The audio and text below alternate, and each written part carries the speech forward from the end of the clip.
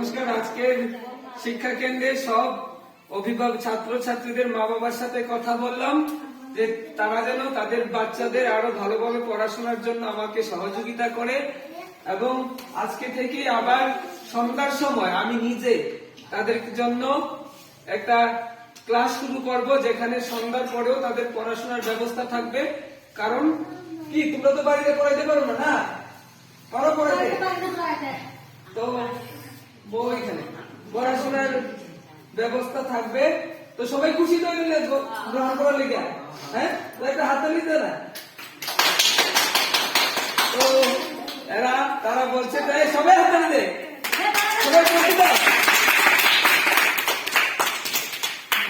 তো এই শিক্ষকদের, এই ছাত্রছাত্রীদের শিক্ষার মান উন্নয়নের জন্য আমার যতটা কষ্ট করতে হয় সবটুকু কষ্ট করতে আমি রাজি আছি। কিন্তু কি করতে হবে? ঠিক জুড়ে কর, আরো জুড়ে। তো আমরা কি করবো? ভালো করে পড়াশোনা করবো, ঠিক তো? মনে থাকবো তো? তো গার্জেনরাও খুশি তো? হ্যাঁ, সন্ধ্যার পরে আপনারা 9টা অবধি তারা এখানে পড়াশোনা করবো, কারণ আপনারা তো পড়াশোনা করাইতে পারেন না।